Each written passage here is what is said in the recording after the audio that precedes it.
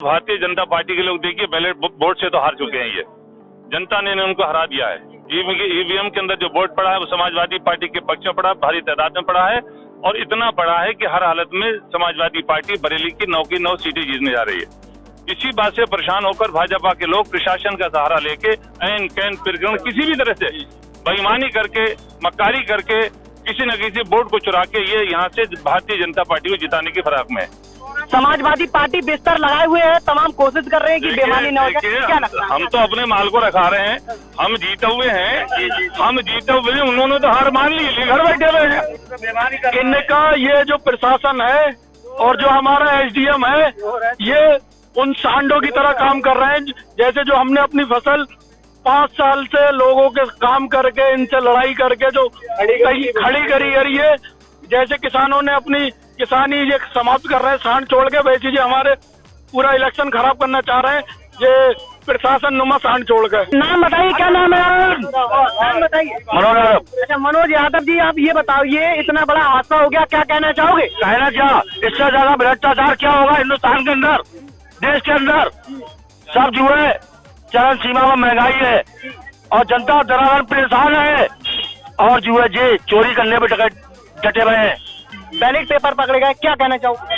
9,918 vote पकड़े गए हैं बैलेट पेपर, जो ब्लैंक पे जिस पर मोहर लगकर रातों रात सारा खेला हो जाता है। यहाँ पे बहुत बड़ी घटना हुई है, शर्मनाक, बहुत ही ज्यादा। इस उत्तर प्रदेश में जो बैठे हैं ऊपर, इनका बहुत बड़ा दबाव रहा है अधिकारियों पर, और अधिकारियों को भी शर्म गैरत नहीं है, वो भी उसी में लगे हुए हैं बिल्कुल। जब अधिकारी बैठते हैं तो तमाम कस्में खाते हैं, वादे करते हैं कि कोई हम गलत नहीं करेंगे, अपराध नहीं करेंगे, फिर भी इतना बड़ा अपराध कर रहे हैं। वो जवान से कहते हैं, दिल में वो यही कसम खाते हैं कि हम सिर्फ भ्रष्टाचार करेंगे, पैसा कमाएंगे, यही खत्म खाते हैं, और वो वाली नहीं खाते, वो झूठी कसम खाते हैं। हम मौजूद गए हैं बरेली के परसा खेड़े फैक्ट्री पर, जहाँ पे तमाम मतगणना यहाँ पर होना है और 10 तारीख का इंतजार जो जनता कर रही है, क्या वो जनता क्या इंतजार कर रही है, वो किस चीज का इंतजार कर रही है? तो सबसे बड़ा सवाल आज ये है कि यहाँ पर आज एक बैलेट पेपर एक गाड़ी में पकड़े गए हैं, 3 बक्से पकड़े गए हैं। क्या सच्चाई है, क्या लोगों का कहना है, आज इसी को लेकर बात करेंगे। सर ये बताइए, आज ये बैलेट पेपर 3 बक्से यहाँ पर पकड़े गए हैं, क्या कहना चाहोगे? भाई बीजेपी घबरा गई है, समाजवादी पार्टी सरकार बनाने जा रही है और उन्हें कुछ मिल नहीं रहा है, तो ये बेईमानी के रास्ते अपनाए हैं। आज भी बहेड़ी नगर पालिका के एक कचरे के टेम्पो में 3 बक्से, जिसमें एक बॉक्स में बैलेट पेपर, बाकी 2 बक्स में मोहरे वगैरह वगैरह सामान उसमें लाए थे।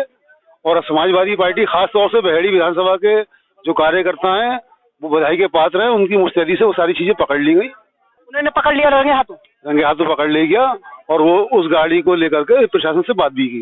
जानना चाहेंगे क्या स्थिति ऐसी रही वहाँ पर? तमाम जनता और तमाम लोग यहाँ पर आ गए और सुना जा रहा है कि वहाँ पर एक गाड़ी में बक्से पकड़े गए हैं और तमाम चीजें पकड़ी गई हैं, क्या कहना चाहिए? हमारे यहाँ पे जो गेट हैं उन पे हमारे कार्यकर्ता यहाँ मौजूद थे। ठीक 2 बजे एक गाड़ी यहाँ पर आई जो जिसपे नगर पालिका बहेड़ी लिखा हुआ था और उसमें 3 कचरे की गाड़ी थी, उसमें 3 बक्से वो लेकर एसडीएम महोदय वो अंदर लेके जा रही थी। हमारे कार्यकर्ताओं ने वहीं रोक लिया। जब उन बक्सों पे ऊपर देखा गया तो 118 विधानसभा बहेड़ी लिखा हुआ था, तो वहां उनको घेरने के बाद में उनसे मालूम किया कि ये क्या है, तो उन्होंने कहा ये बक्से हम अंदर रखेंगे। लोगों ने उनको कहा कि हम नहीं जाने देंगे, तो बहुत आग बबूला होने लगी और काफी कुछ कहने लगी। तो हमारे कार्यकर्ता धीरे धीरे सब इकट्ठे हो गए, उन्होंने वहां पे उनको घेर लिया। फिर बाद में जब हम आ गए, जनाब अताउर रहमान साहब आ गए, तो उन्होंने ये अपनी गलती मानी कि हाँ हम गलत तरीके से यहाँ लाए थे। बैलेट पेपर पकड़े गए, क्या कहना चाहोगे? 9,918 वोट पकड़े गए हैं बैलेट पेपर, जो ब्लैंक पे जिस पर मोहर लगकर रातों रात सारा खेला हो जाता है। यहाँ पे बहुत बड़ी घटना हुई है, शर्मनाक, बहुत ही ज्यादा। इस उत्तर प्रदेश में जो बैठे हैं ऊपर, इनका बहुत बड़ा दबाव रहा है अधिकारियों पर, और अधिकारियों को भी शर्म गैरत नहीं है, वो भी उसी में लगे हुए हैं बिल्कुल। और यहाँ के जो विधायक पूर्व हैं वो भी बहुत बड़े वाले वो हैं, चोरी में ही लगे हुए हैं, शुरू से ही चोरी करते रहे हैं सारे, और भी सब खा गए। सरकार का जितना पैसा था पहले भी खा चुके हैं, अब वोटों को खाने के चक्कर में उनका यही काम बचा और कुछ भी नहीं है। जब अधिकारी बैठते हैं तो तमाम कस्में खाते हैं, वादे करते हैं कि कोई हम गलत नहीं करेंगे, अपराध नहीं करेंगे, फिर भी इतना बड़ा अपराध कर रहे हैं।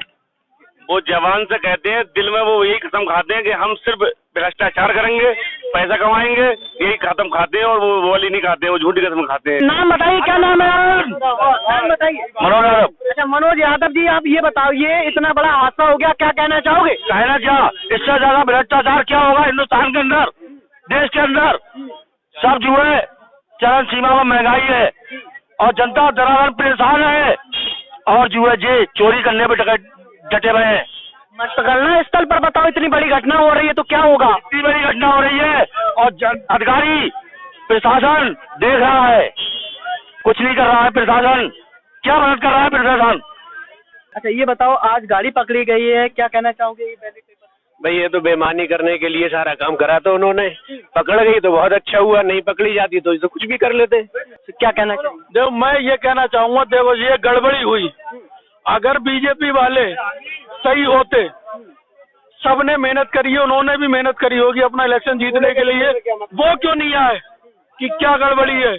अगर उनके मन में शंका नहीं होती तो वो क्यों नहीं आए? हमें पता है हमारे साथ बेईमानी होगी, इसलिए हम आए, उन्हें डर नहीं है क्योंकि उन्हें करना है बेईमानी। इनका ये जो प्रशासन है और जो हमारा एसडीएम है, ये उन सांडों की तरह काम कर रहे हैं, जैसे जो हमने अपनी फसल 5 साल से लोगों के काम करके, इनसे लड़ाई करके जो खड़ी करी है, जैसे किसानों ने अपनी किसानी ये समाप्त कर रहे हैं सांड छोड़ के, वैसे जी हमारे पूरा इलेक्शन खराब करना चाह रहे हैं ये प्रशासन नुमा सांड छोड़ के। मैं सुल्तान बेग, प्रत्याशी 119 मीरगंज बरेली। वीरगंज। सर ये बताइए, इतना बड़ा हादसा हो गया और यहाँ पर एसडीएम भी मौजूद थी। देखिए एसडीएम ही नहीं, यहाँ तो मैं तो समझता हूँ पूरा यहाँ का प्रशासन की मदद लेके यहाँ पर भारतीय जनता पार्टी के लोग, देखिए बैलेट वोट से तो हार चुके हैं, ये जनता ने उनको हरा दिया है। ईवीएम के अंदर जो वोट पड़ा है वो समाजवादी पार्टी के पक्ष में पड़ा, भारी तादाद में पड़ा है और इतना पड़ा है कि हर हालत में समाजवादी पार्टी बरेली की 9 की 9 सीटें जीतने जा रही है। इसी बात से परेशान होकर भाजपा के लोग प्रशासन का सहारा लेके ऐन कैन प्रकरण किसी भी तरह से बेईमानी करके, मक्कारी करके, किसी न किसी वोट को चुरा के ये यहाँ से भारतीय जनता पार्टी को जिताने की फिराक में है। अब इनकी कोई भी चाल कामयाब नहीं होगी, सारी की सारी चालें इनकी फेल हो चुकी हैं और इसमें चाहे कोई सा भी अधिकारी हो, हम जानना चाहते हैं इस बात के लिए, एसडीएम मतलब वहां पर कूड़े की गाड़ी में बैलेट बॉक्स भेजती है, वो क्यों? कि उसके पास गाड़ी नहीं है क्या? क्या जिस गाड़ी में कूड़ा ढोया जाता है, इसका मतलब ये होता है, यही से शक पैदा होता है कि किसी को ये शक ना हो जाए कि इसमें कुछ हो सकता है, ये कूड़ेदान की गाड़ी है, कूड़ा फेंकने वाली गाड़ी है, कोई चेक ना कर ले, कोई पकड़ ना ले, इसलिए कूड़ेदान मतलब कूड़ा उठाने वाली गाड़ी का इस्तेमाल किया गया। हमें शक है कि यहाँ के पुलिस और प्रशासन से मिलकर यहाँ बीजेपी के लोग समाजवादी पार्टी को कहीं ना कहीं नुकसान करना चाहते हैं, लेकिन किसी भी हालत में समाजवादी पार्टी एक भी वोट की चोरी किसी हालत में होने नहीं देगी, चाहे कुछ भी करना पड़े, किसी भी हद तक जाना पड़े। अब किसी भी हालत में जब तक समाजवादी पार्टी जीत नहीं जाएगी, उत्तर प्रदेश का मुख्यमंत्री अखिलेश यादव बदी जाएंगे, जब तक चैन से नहीं बैठेंगे।